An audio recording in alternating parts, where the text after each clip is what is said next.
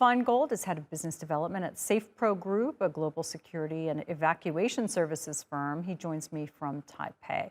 All right, Ross, what do you think are the key takeaways here from the Congress? Were there any surprises? Well, there's always going to be people pointing out that this or that official was promoted or not promoted.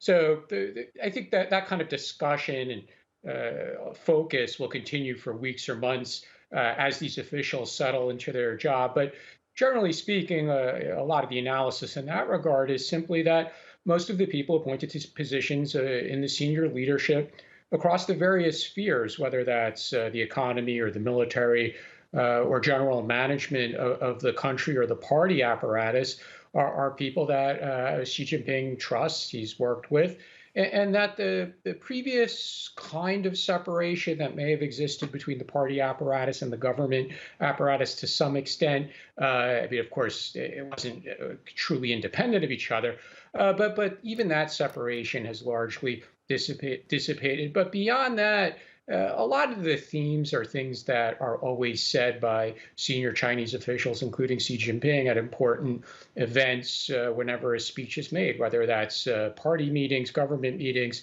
important anniversaries. So a lot of focus, of course, is on Taiwan and also on the economy and this talk about national, not just rejuvenation, but reunification. So Right. some of the themes are very consistent. Yeah, and one thing we kept hearing over and over again from various Chinese officials is that the U.S. wants to suppress China, that it wants to encircle China and stop its rise. Is there some truth in that? Not from the American point of view, of course. And if you ask the Biden administration, they would say, oh, we just want to have competition. And in fact, we want to cooperate with China in various areas, most notably climate change, but other ones as well, like North Korea, and even to some extent, Iran and uh, uh, Ukraine-Russia war. But hardliners in the United States will say we have to do more, right? So the hardliners will say that the Biden administration is deficient in its actions towards China. And then, of course, China is saying that the Biden administration is trying to suppress us.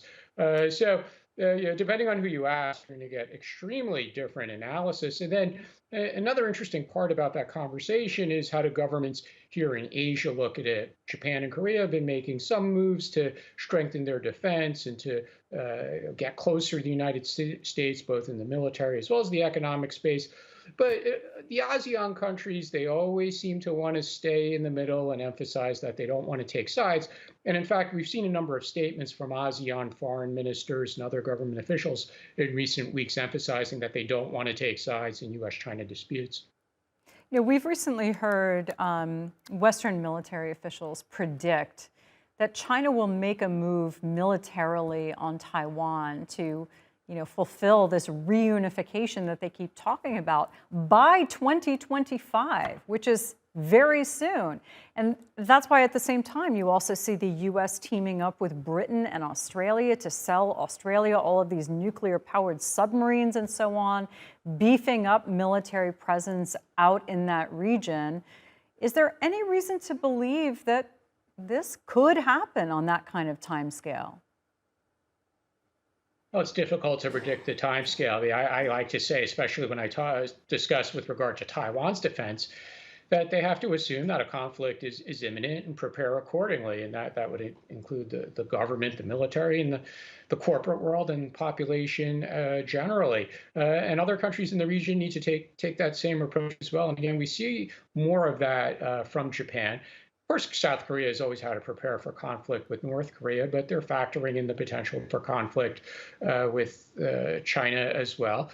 India, of course, is investing large amounts in its defense and deploying a lot more resources to its northern border, where they are facing off with India and with China in a number of places. So I caution against looking at specific dates, especially since people use so many different dates. But with some of the actions that China has taken, and understandably, countries react to that, not just the United States, but again, Japan, Korea, here in Taiwan.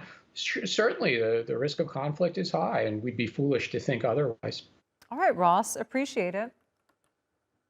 Thank you.